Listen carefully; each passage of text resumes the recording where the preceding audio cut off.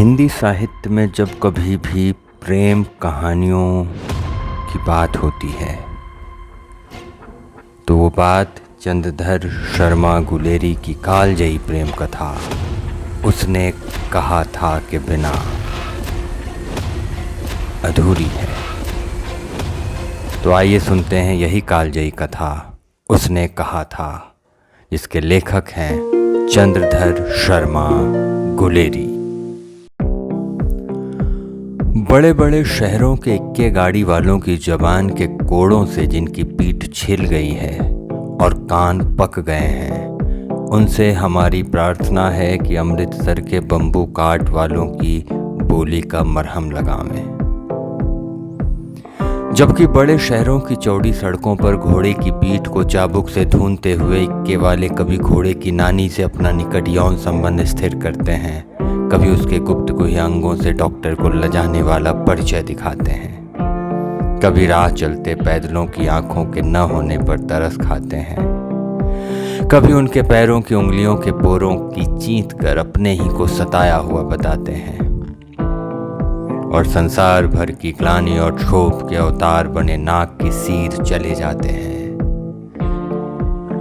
तब अमृतसर में उनकी बिरादरी वाले तंग चक्करदार गलियों में हर एक लट्ठी वाले के लिए ठहर कर सब्र का समुद्र उमड़ा कर, बचो खालसा जी, हटो भाई, ठहरना भाई, आने दो लाला जी, हटो पाछा, कहते हुए सफ़ेद फेंटों, खच्चरों और बतकों, गन्ने और खोमचे वाले भारे वालों के जंगल से राह खेते हैं। क्या मजाल है कि जी और साहब बिना सुने किसी को हटना पड़े। यह बात नहीं कि उनकी जीभ चलती ही नहीं, चलती है, पर मीठी छुरी की तरह महीन मार करती हुई। यदि कोई बुढ़िया बार बार चिटौनी देने पर भी लीक से नहीं हटती हो तो उनकी वचनावली के ये नमूने हैं। हट जा जीने जोगिए, हट जा कर्मा वालिए, हट जा पुत्ता प्यारिए, बच जा लंबी वालिए। समष्टि में इसका अर्थ है कि तू जीने योग्य है, तू भाग्यों वाली है, पुत्रों को प्यारी है, लंबी उम्र तेरे सामने है, तू क्यों मेरे पहियों के नीचे आना चाहती है, बच जा। ऐसे बम्बू काट वालों के बीच में होकर एक लड़का और एक लड़की चौक की दुकान पर आ मिले। उसके बालों और इसके ढीले सुथने से जान पड़ता था कि दोनों सिख हैं। वह अपने मामा के केश धोने के लिए दही लेने आया था और यह रसोई के लिए बढ़िया। दुकानदार एक परदेशी से गुथ रहा था जो शेर भर गीले पापड़ों की गट्ठी गिने बिना हटता न था। तेरा घर कहाँ है? मगरे में। और तेरा? मांझे में। यहाँ कहाँ रहती है? अंतर सिंह की बैठक में। वह मेरे मामा होते हैं। अरे मैं भी मामा के आया हूँ, उनका घर गुरु बाजार में है। इतने में दुकानदार निपटा और इनका सौदा देने लगा। सौदा लेकर दोनों साथ साथ चले। कुछ दूर जाकर लड़के ने मुस्कुराकर पूछा, तेरी कुड़माई हो गई? इस पर लड़की कुछ आंखें चढ़ाकर धत कहकर दौड़ गई और लड़का मुंह देखता रह गया। दूसरे तीसरे दिन सब्जी वाले के यहाँ या दूध वाले के यहाँ अकस्मात दोनों मिल जाते। महीना भर यही हाल रहा। 2-3 बार लड़के ने फिर पूछा, तेरे कुड़माई हो गई? और उत्तर में वही धत मिला। एक दिन जब फिर लड़के ने वैसी ही हंसी में चिढ़ाने के लिए पूछा तो लड़की लड़के की संभावना के विरुद्ध बोली, हाँ हो गई। कब? कल। देखते नहीं है रेशम से कढ़ा हुआ सालू? लड़की भाग गई। लड़के ने घर की सीध ली। रास्ते में एक लड़के को मोरी में ढकेल दिया। एक छाबड़े वाले की दिन भर की कमाई खोई। एक कुत्ते को पत्थर मारा और गोभी वाले ठेले में दूध उड़ेल दिया। सामने नहाकर आती हुई किसी वैष्णवी से टकराकर अंधे की उपाधि पाई, तब कहीं घर पहुंचा। अब यहां से कहानी काफी आगे बढ़ जाती है और वो जो बालक, वो जो दुकान पर वो जो लड़का था, अब वो लहना सिंह है और अब वो फौज में जमादार हो गया है। जमादार लहना सिंह। युद्ध के मैदान का दृश्य है। अब आइए यहाँ क्या चल रहा है ये सुनते हैं। होश में आओ, कयामत आई है और लपटन साहब की वर्दी पहन कर आई है। क्या लपटन साहब या तो मारे गए या कैद हो गए हैं? उनकी वर्दी पहनकर कोई जर्मन आया है। सूबेदार ने इसका मुंह नहीं देखा, मैंने देखा है और बातें की है। ज़ोहरा साफ उर्दू बोलता है, पर किताबी उर्दू, और मुझे पीने को सिगरेट दिया है। तो अब मारे गए? धोखा है। सूबेदार कीचड़ में चक्कर काटते फिरेंगे और यहाँ खाई पर धावा होगा, उधर उन पर खुले में धावा होगा। उठो, एक काम करो, पलटन में पैरों के निशान देखते देखते दौड़ जाओ, अभी बहुत दूर न गए होंगे। सूबेदार से कहो कि एकदम लौट आवें। खंदक की बात झूठ है। चले जाओ, खंदक के पीछे से ही निकल जाओ, पत्ता तक न खुड़के। देर मत करो। हुक्म तो ये है कि यहीं ऐसी तैसी हुक्म की। मेरा हुक्म है, जमादार लहना सिंह जो इस वक्त यहाँ सबसे बड़ा अफसर है, उसका हुक्म है। मैं लपटन साहब की खबर लेता हूँ। पर यहाँ तो तुम 8 ही हो। 8 नहीं 10 लाख। एक एक अकालिया सिख 1.25 लाख के बराबर होता है। चले जाओ। लौटकर खाई के मुहाने पर लहना सिंह दीवार से चिपक गया। उसने देखा कि लपटन साहब ने जेब से बेल के बराबर 3 गोले निकाले। तीनों को जगह जगह खंदक की दीवारों में घुसेड़ दिया और तीनों में एक तार सा बांध दिया। तार के आगे सूत की गुत्थी थी, जिसे सिगड़ी के पास रखा। बाहर की तरफ जाकर एक दिया सलाई जलाकर गुत्थी रखने। बिजली की तरह दोनों हाथों से उल्टी बंदूक को उठाकर लहना सिंह ने साहब की कोहनी पर तान कर दे मारा। धमाके के साथ साहब के हाथ से दिया सलाई गिर पड़ी। लहना सिंह ने एक कुंदा साहब की गर्दन पर मारा और साहब आंख में काट कहते हुए चित्त हो गए। लहना सिंह ने तीनों गोले बीन कर खंदक के बाहर फेंके और साहब को घसीट कर सिगड़ी के पास लिटाया। जेबों की तलाशी ली। 3-4 लिफाफे और एक डायरी निकालकर उन्हें अपनी जेब के हवाले किया। साहब की मूर्छा हटी। लहना सिंह हंसकर बोला, क्यों लपटन साहब, मिजाज कैसा है? आज मैंने बहुत बातें सीखी। यह सीखा कि सिख सिगरेट पीते हैं। यह सीखा कि जगाधरी के जिले में नील गायें होती हैं और उनके 2 फुट 4 इंच के सींग होते हैं। यह सीखा कि मुसलमान खानसामा मूर्तियों पर जल चढ़ाते हैं और लपटन साहब खोते पर चढ़ते हैं। पर यह तो कहो, ऐसी साफ उर्दू कहाँ से सीखा है? हमारे लपटन साहब तो बिना डैम के 5 लफ्ज भी नहीं बोला करते थे। लहना सिंह ने पतलून की जेबों की तलाशी नहीं ली थी। साहब ने मानो जाड़े से बचने के लिए दोनों हाथ जेबों में डाले। लहना सिंह कहता गया, चालाक तो बड़े हो, पर मांझे का लहना इतने बरस लपटन साहब के साथ रहा है, उसे चकमा देने के लिए 4 आंखें चाहिए। 3 महीने हुए, एक तुर्की मौलवी मेरे घर में आया था। औरतों को बच्चे होने का ताबीज बांटता था और बच्चों को दवाई देता था। चौधरी के बड़ के नीचे मंजा बिछाकर हुक्का पीता रहता था और कहता था कि जर्मनी वाले बड़े पंडित हैं, वेद पढ़ पढ़ कर उसमें से विमान चलाने की विद्या जान गए हैं। गौ को नहीं मारते, हिंदुस्तान में आ जाएंगे तो गौ हत्या बंद कर देंगे। मंडी के बनियों को बहकाता था कि डाक खाने से रुपए निकाल लो, सरकार का राज जाने वाला है। डाक बाबू पोलू राम भी डर गया था। मैंने मुल्ला की दाढ़ी मोड़ दी और गांव से बाहर निकाल कर कहा था कि जो मेरे गांव में अब पैर रखा तो। साहब की जेब में से पिस्तौल चला और लहना की जांग में गोली लगी। इधर लहना की हेनरी मार्टिन के 2 फायरों ने साहब की कपाल क्रिया कर दी। धड़ाका सुनकर सब दौड़ आए। बोधा चिल्लाया, क्या है? लहना सिंह में उसे तो यह कहकर सुला दिया कि एक हड़गा कुत्ता आया था, मार दिया और औरों से सब हाल कह दिया। बंदूक लेकर सब तैयार हो गए। लहना ने साफा फाड़ कर घाव के दोनों तरफ पट्टियां कसकर बांधी। घाव मांस में ही था, पट्टियों के कसने से लहू बंद हो गया। इतने में 70 जर्मन चिल्लाकर खाई में घुस पड़े। सिखों की बंदूकों की बाढ़ ने पहले धावे को रोका, दूसरे को रोका, पर यहां थे 8। लहना सिंह तक तक कर मार रहा था। वह खड़ा था, बाकी लेटे हुए थे और वे 70। अपने मुर्दा भाइयों के शरीर पर चढ़कर जर्मन आगे घुसे आते थे। थोड़े मिनटों में वे अचानक आवाज आई, वाह गुरुजी की फतेह, वाह गुरुजी का खालसा। और धड़ाधड़ बंदूकों के फायर जर्मनों की पीठ पर पड़ने लगे। ऐन मौके पर जर्मन 2 चक्कों के पाटों के बीच में आ गए।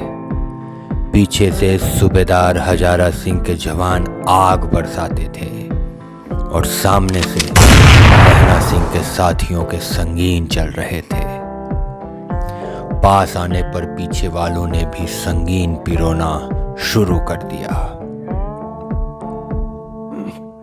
एक किलकारी और गूंजी, अकाल सिखा दी फौज आई, वाह गुरु जी दा फतेह, वाह गुरु जी दा खालसा, सत श्री अकाल पुरुष। और लड़ाई खत्म हो गई। 63 जर्मन या तो खेत रहे थे या कराह रहे थे। सिखों में 15 के प्राण गए। सूबेदार के दाहिने कंधे में से गोली आर पार निकल गई। लहना सिंह की पसली में एक गोली लगी। उसने घाव को खंदक की गीली मिट्टी से पूर लिया और बाकी का साफा कसकर कमरबंद की तरह लपेट लिया। किसी को खबर नहीं हुई कि लहना के दूसरा घाव भारी घाव लगा है।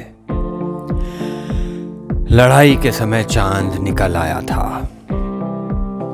ऐसा चांद जिसके प्रकाश से संस्कृत कवियों का दिया हुआ क्षय नाम सार्थक होता है।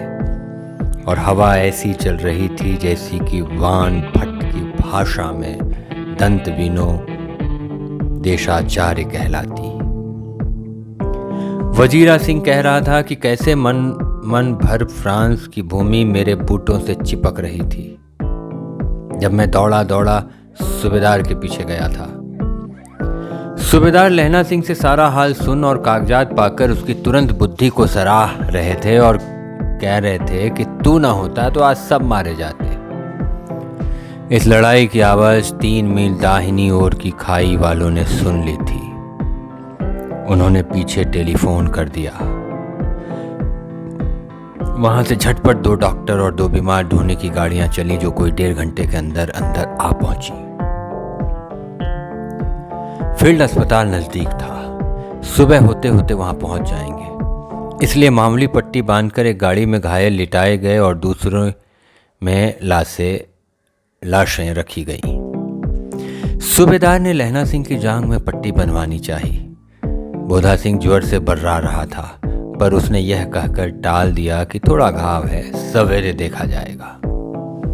वह गाड़ी में लिटाया गया। लहना को छोड़कर सूबेदार जाते नहीं थे। यह देख लहना ने कहा, तुम्हें बोधा की कसम है और सूबेदारनी जी की सौगंध है तो इस गाड़ी में न चले जाओ। और तुम मेरे लिए वहां पहुंचकर गाड़ी भेज देना। और जर्मन मुर्दों के लिए भी तो गाड़ियां आती होंगी। मेरा हाल बुरा नहीं है, देखते नहीं मैं खड़ा हूं।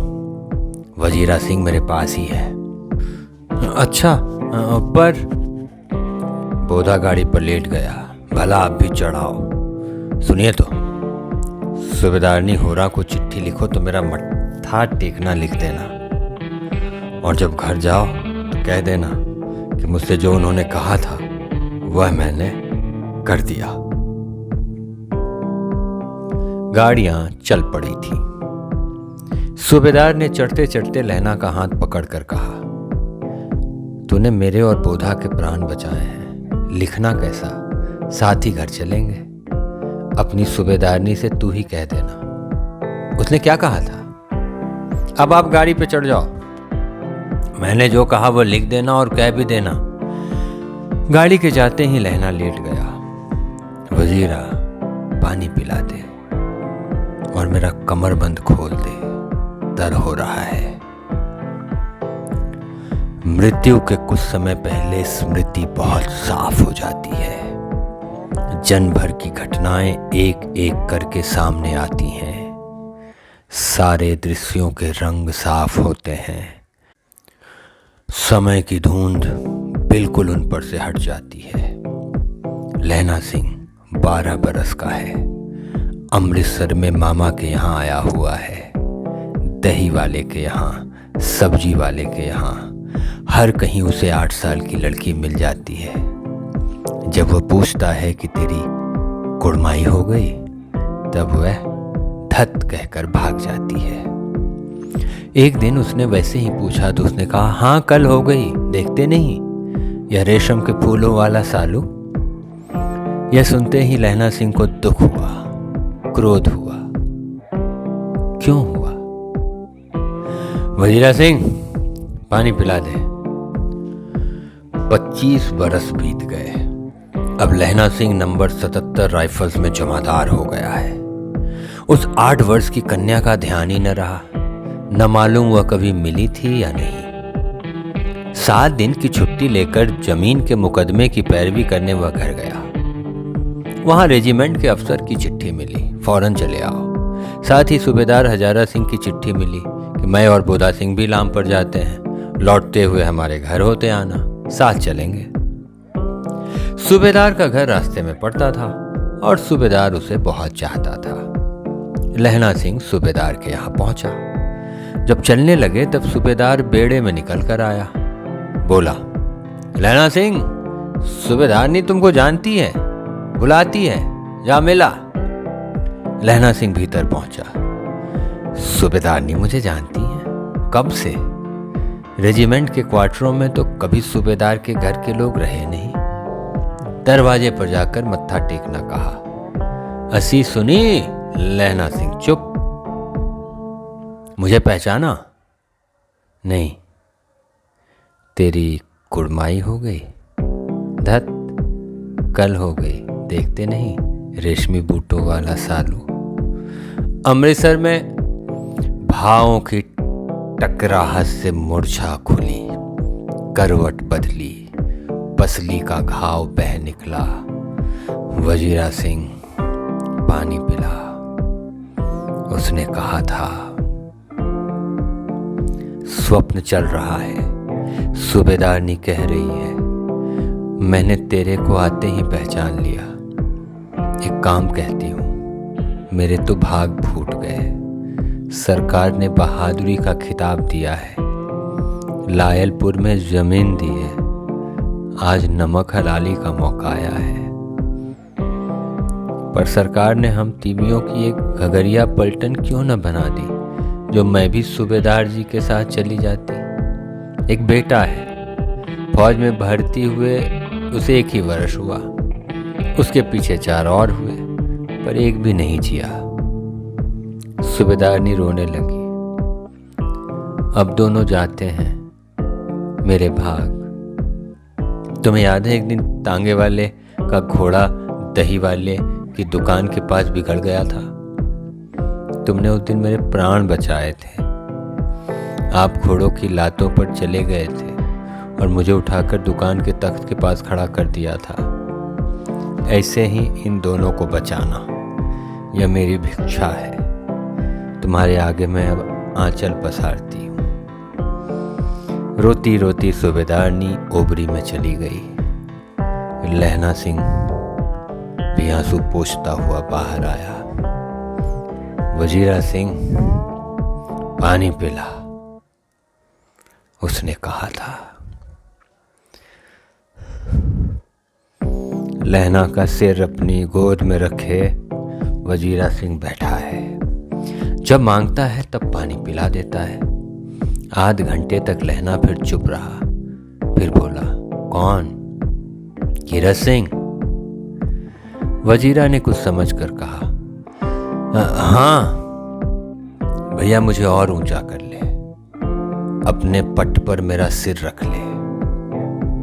वजीरा ने वैसा ही किया।